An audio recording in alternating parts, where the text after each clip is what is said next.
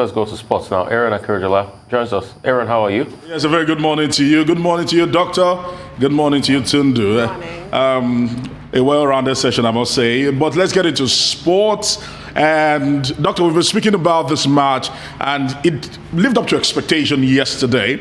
Although there were the deluge almost threatened the flow of the game, but ultimately it was one apiece between Chelsea and Real Madrid at the Alfredo de Stefano Stadium yesterday. Now, Chelsea had the advantage. Of course, they should have probably strengthened their lead in the game. Ultimately, it came down to poor finishing from Chelsea. They might rule that, although they have a golden away goal. All right, scored by Christian Pulisic.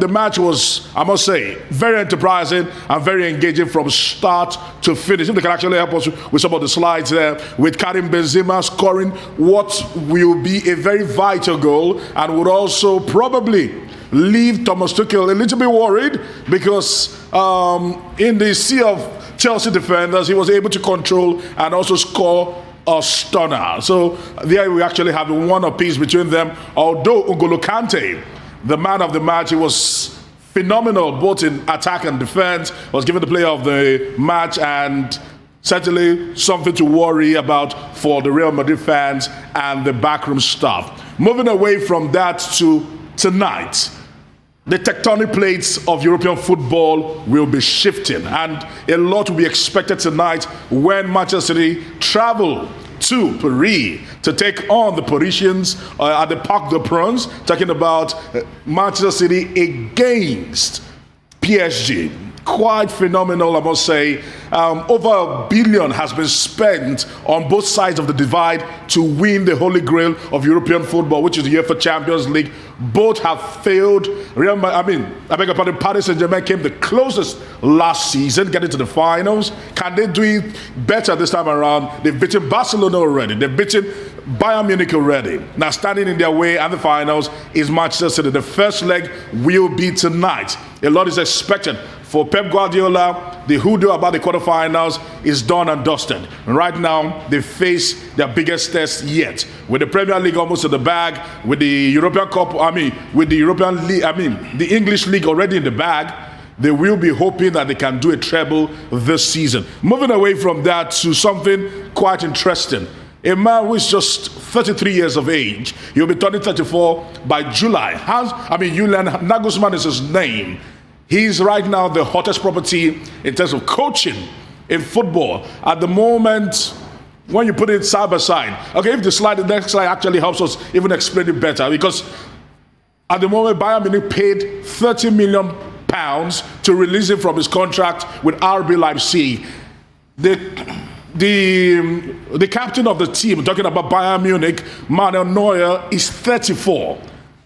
Nagelsmann is 33. That's how young this man is. As a matter of fact, I hope that doesn't work against him, because the man he's replacing, talking about Hansi Flick, well-rounded, well-established, the trophies he's actually won speaks volumes. But nevertheless, they've decided to part away with him this season, and they've given some massive eulogies. They've shouted him encomiums, like Oliver Kahn speaking. Oliver Kahn was majorly behind the recruitment of Nagelsmann, and he will be hoping that Nagelsmann repays that favor and still makes Bayern Munich a dominant force in Europe and in Germany. Let's see how that one goes.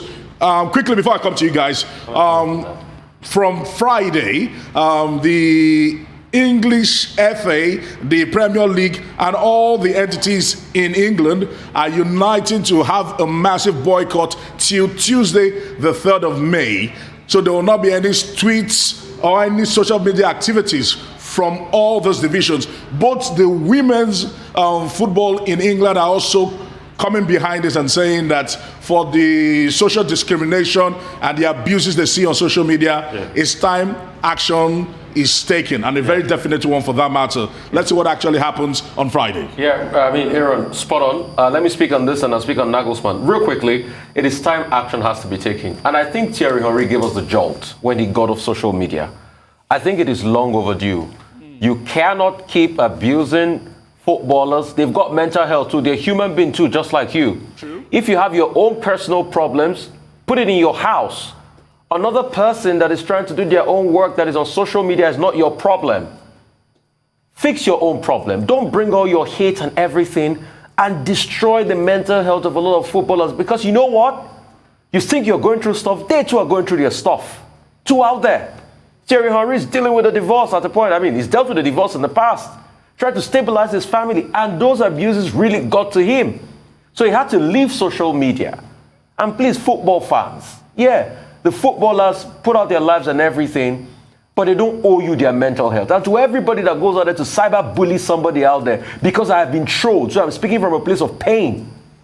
We don't owe you anything. People do their jobs, let them lead their lives. You can disagree with them respectfully. It works. No, you know, this is to jolt the social media companies to action. It's because they are the ones that are saying, in the spirit of fairness, we don't want to touch it, we don't want to, you have to regulate it. You can't allow madness to run wild. Social media is a place of madness running wild, Aaron. Nagelsmann, I'm really excited about the prospect of Nagelsmann, because when you look at him, great tactician, see what he did with RB Leipzig, it's not going to cause a problem. Chelsea was in that stage. You remember when we brought in Andre Villas-Boas? I think he was just 2 or 3 years older than Drogba then. Yeah. Around that age range. It is not going to cause anything. This man has proven... But that did not work. No, because Villas-Boas wasn't a great coach, not because of his age as a factor. You would say that FC Porto will not agree with you? Because Villas-Boas wasn't a great coach for Chelsea, just like the way you brought in Mauricio Sarri, the 33-man tactician, was a master tactician with Napoli, but it didn't work for Chelsea. So you might be great in another team, but not work for Chelsea. There's no beef about that. Let's just take that. I don't think the age is a factor. I think Nagelsmann can bring in that technical edge he's got, that he's shown in RB Leipzig. I think RB Leipzig was formed a couple of years ago. I think it's owned by Red Bull. It was founded by Red Bull, isn't it? Correct me if I'm wrong. Yeah, they actually are. It's a Red Bull club. It's a Red Bull club, and he took that club out of nothing to the top echelons of German football. Yeah.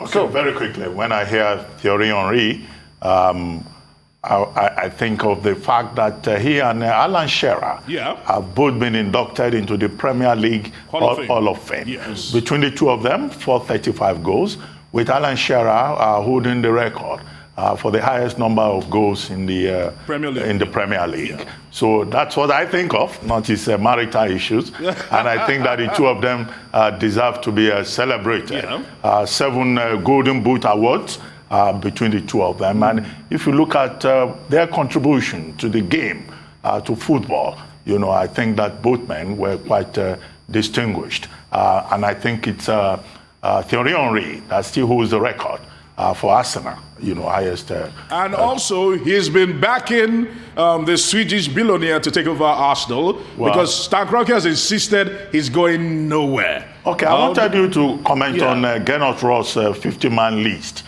for the 2022 World Cup qualifiers and the concern that has been expressed about 31-year-old Odion Ighalo.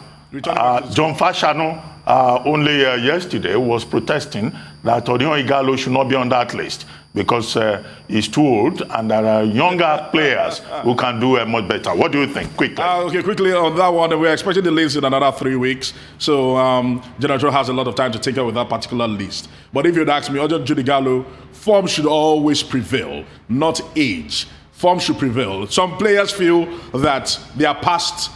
They should give others the opportunity to play in the national team. Paul Scholes is a typical example. They pleaded with him to stay with the Three Lions of England. He said he wanted to give the younger generation an opportunity to probably have a time in the sun. For Odion Ighalo, if you'd ask me, he's still needed. The goals he has given to Nigeria, although at the World Cup, he failed to deliver when it mattered the most against Argentina, but after that, he's been unblemished. He's a great asset to the team. I've been wanting to ask you a question for ages, and as usual, we don't have time. I will attempt to get it in tomorrow. Okay, I'll be hoping so.